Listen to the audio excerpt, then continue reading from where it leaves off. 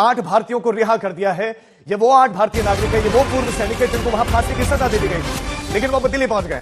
तो कतर ने इन 8 भारतीयों को रिहा कर दिया है। इनमें 7 आज दिल्ली पहुंच गए सुबह सुबह, और ये सभी पूर्व नेवी के ऑफिसर हैं जो वहां पर ट्रेनिंग दे रहे थे, वहां पर काम कर रहे थे। साल 2022 अगस्त के महीने में इनकी गिरफ्तारी हुई थी।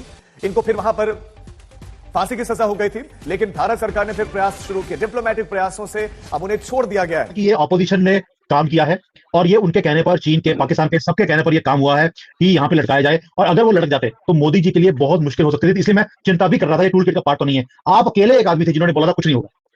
सर, ये भारत की ताकत दिखाता है। आप मतलब हम लोगों को गर्व होना चाहिए कि हमारा मुल्क इतना ताकतवर है कि हमारे बंदे कहीं हो वहां से निकाल के ले आता है। ये आज तक हिस्ट्री में किसी मुल्क के नहीं हुआ है कि हम कहां कहां से अपने बंदों को निकाल के लाए हैं।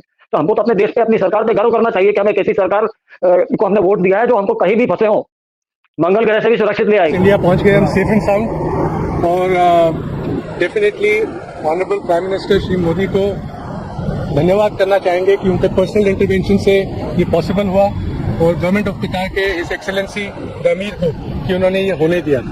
एंड बस यही बोलना चाहेंगे। Thank you very much. Without the intervention of prime minister Modi it won't be, आज हम आपके सामने खड़े नहीं हो रहे होते। मुझे याद है जब ये लोगों को पकड़ा गया था, तब चीमा, जो उनका कमर चीमा है, जिसकी कमर उसकी जो हाइट से भी ज्यादा है, वो आदमी इतना ज्यादा खुश था अपनी वीडियोस के अंदर। उसने कितने वीडियो बना दिए ये डिप्लोमेटिक हार के ऊपर भारत की, और उसने बोल दिया जब भारत, आपको मालूम होगा कि जब वो क्लाइमेट चेंज के ऊपर COP28 में मोदी जी गए थे यूएई में, तब भी उसने वीडियो बनाया था कि वहां पे भीख मांग रहे थे मोदी जी। वहां पे बोल रहे थे अमीर को कि भैया मेरे लोगों को छोड़ दो, लेकिन अमीर उनकी बात सुन नहीं रहा। अब तो मुझे लगता है कि आज चीमा का क्या हाल होगा सर, वो भी लिब्रांडो की तरह छाती पीट रहा होगा। नहीं तो चीमा जी को बता देता हूँ, जो गले में हाथ डाल के मोदी इस पे घूम रहे थे शेर पे, तो वो कह रहा था कि सुधर जा बे, नहीं तो दाने दाने को मोहताज कर दूंगा तुझे। क्या ये इंडिया की डिप्लोमेटिक विन नहीं है? तो सबसे पहले तो बात यह है कि बहुत बहुत मुबारकबाद सिर्फ उनके परिवारजनों को नहीं, सिर्फ उनको नहीं, ये पूरे भारत का मुद्दा है।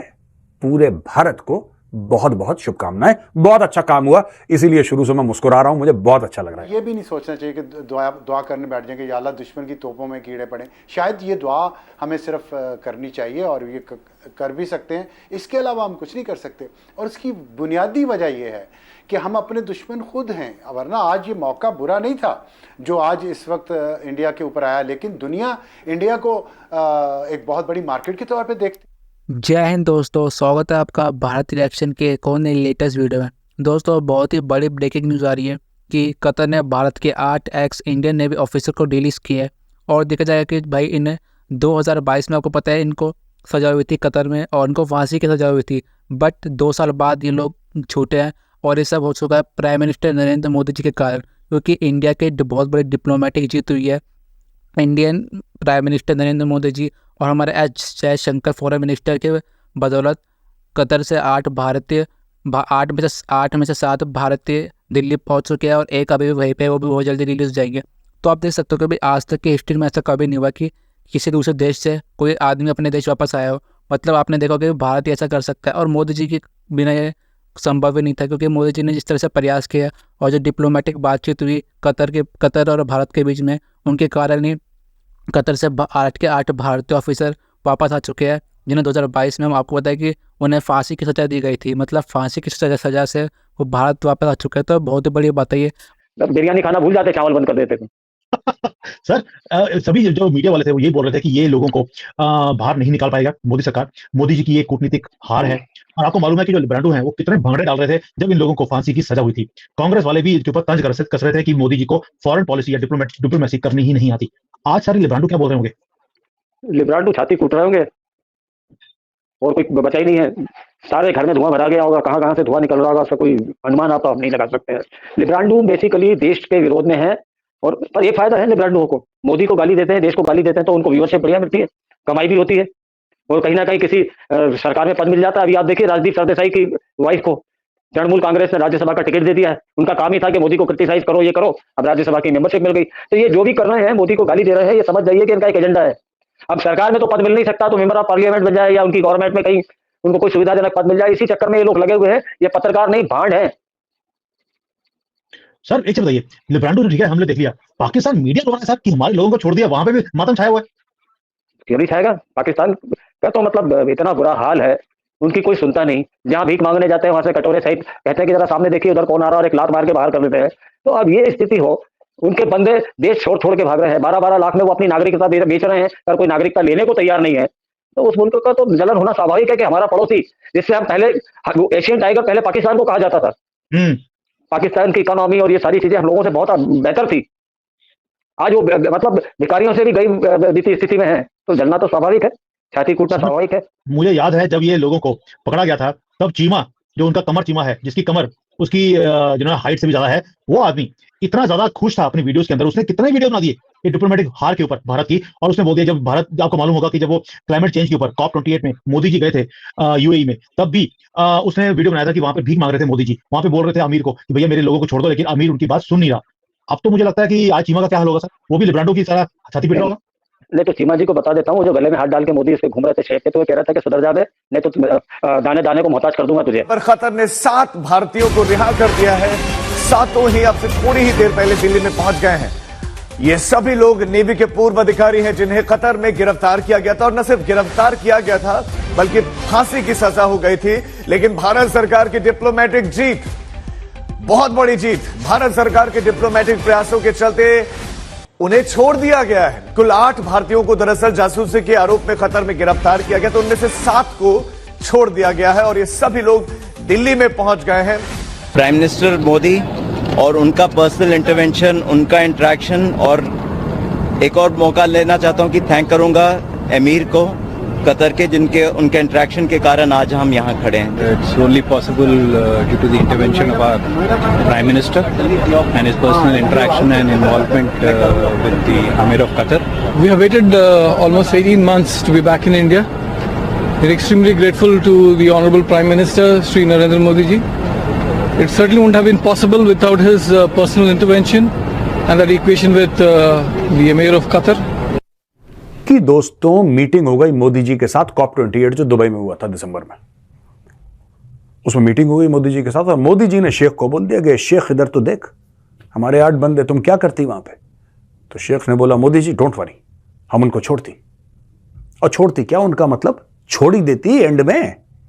तो सबसे पहले तो बात यह है कि बहुत बहुत मुबारकबाद सिर्फ उनके परिवारजनों को नहीं, सिर्फ उनको नहीं, यह पूरे भारत का मुद्दा है, पूरे भारत को बहुत बहुत शुभकामनाएं। बहुत अच्छा काम हुआ, इसीलिए शुरू से मैं मुस्कुरा रहा हूं, मुझे बहुत अच्छा लग रहा है यार, आई एम सो हैप्पी। और कतर के बीच में ट्रेड कितना है, $15 अरब से ज्यादा, $15 अरब से ज्यादा का ट्रेड, जिसमें से 13.5 अरब भारत कतर को पैसे देके तेल लेता है, वहां से मोस्टली तेल लेता है, तो यानी कि कतर का फायदा है। और भारत उसके 4-5 टॉप ट्रेडिंग पार्टनर्स में से है जहां तक तेल की बात है। मोटा अमाउंट खर्च करता है भारत हर साल, और मुझे ऐसा लगता है कि यह बहुत बड़ी चीज थी जिसकी वजह से भारत ये कर पाया। दूसरी चीज डिप्लोमेसी। तीसरी बात, भारत के सबसे रिश्ते अच्छे हैं, छोड़ के पाकिस्तान, भारत के रिश्ते सबसे अच्छे हैं। कोई ऐसा दुनिया में नहीं कहता कि भारत हमारा दुश्मन है, छोड़ के पाकिस्तान, सारे अरब कंट्रीज। अब कतर करता भी तो क्या करता, देखिए, ठीक है, हम शुक्रिया अदा करते हैं, कतर के अमीर हैं, उन्होंने बहुत अच्छा काम करा, जो हमारे जो भाई थे, बहुत बड़ी जीत है भारतीय डिप्लोमेसी के लिए। लेकिन आपको समझना पड़ेगा, ये जो पूरा मैटर है ना, ये सॉल्व भी डिप्लोमेसी से हुआ है। ये बैक एंड में किस तरीके से बातचीत करी, कौन कौन से हेड ऑफ स्टेट, अभी धीरे धीरे कहानी निकलेगी आगे, तब आपको पता लगेगा, धीरे धीरे कहानी निकलेगी कि किसने किसको फोन करा, किसने किस पे दबाव डाला, किसने किसको बोला कि भाई तुम ऐसा कर दो तो ऐसा हो जाएगा, तुम भारत के बंदों को हाथ मत लगाना वरना बहुत कलेश होने वाला है बाद में। फिर उसके बाद ट्रेड के रिश्ते। नेवी ऑफिशियल्स कतर में उनको डेथ सेंटेंस मिली थी, इंडिया के थे, लेकिन अक्टूबर में मिली थी और दिसंबर में 2-3 महीनों में वो जो डेथ सेंटेंस थी वो रिवर्स हो गई। जो कि नहीं होता। कितनी बड़ी डिप्लोमेटिक विन है इंडिया की। नहीं, ये इसमें कोई शक नहीं है। देखिए, जितनी भी डिप्लोमेट्स हैं, हर कंट्री को उनको अपना ख्याल रखना चाहिए, क्योंकि आपके एसेट्स होते हैं ना बेसिकली। तो ये इंडिया के लिए एक बड़ी विन विन सिचुएशन है माशाल्लाह, कि अपना उन्होंने एक मतलब बैक किया इतना अपने डिप्लोमेट्स को, और उन्होंने उसको आज़ादी दिलवाई। हालांकि वो कतर में भी बीइंग ए मुस्लिम अगर देखा जाए तो हमारे लिहाज से वो बड़ा अच्छा एक स्टेप था कि अगर इस तरह की कोई आपको दरअंदाजी होती है आपके मुल्क में, तो डेफिनेटली उसको सेंटेंस मिलना चाहिए। डेथ सेंटेंस दिया या जो भी उनकी अदालत के साथ था। लेकिन इंडिया के प्रॉस्पेक्टिव वगैरह देखें तो डेफिनेटली एक अच्छी उनकी स्ट्रेटजी है, जिसकी वजह से कि उन्होंने मतलब अपना जो है वो। अच्छा, इंडिया के फॉरेन मिनिस्टर जयशंकर उनका नाम है, और पाकिस्तान के वो तो खैर करंट है फॉरेन मिनिस्टर पाकिस्तान के शाह महमूद कुरैशी 2 दफा रह चुके हैं। जी जी तो बिल्कुल। उनकी डिप्लोमेटिक विन हो रही है Exactly. तो क्या इज्जत रह जाती है? हाँ इसी तरह अगर वैसे अब लोकल पर्सपेक्टिव में देखें तो मेरे ख्याल में जो उन्होंने क्या कहते हैं as you sow so shall you reap, कि जो उन्होंने किया उसका उनको सज़ा मिल रही है।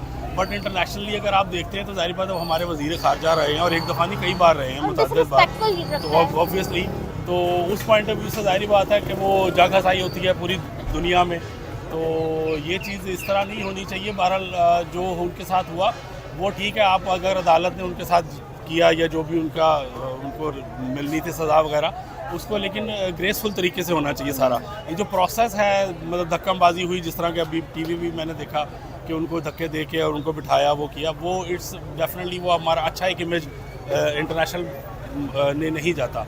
तो ये चीज़ नहीं होनी चाहिए। हर एक की रिस्पेक्ट अपनी जगह पे है, तो हमें इस चीज़ का डेफिनेटली ख्याल रखना चाहिए। बाकी अगर उनके साथ जो सज़ा मिल रही है जो हो रही है वो जाहिर बात है जो उनके काम है उस हिसाब से। इंडिया का एक था यहाँ पे कलभूषण जाधव उनका नाम था, पाकिस्तान ने उनको प्रिजन में रखा और इंटरनेशनल कोर्ट में एक केस भी चल रहा है, लेकिन आज तक हम प्रूफ नहीं कर पाए कि वो स्पाई है। तो ये पाकिस्तान की ना एली है या फिर इंडिया की एक और डिप्लोमेटिक विन है।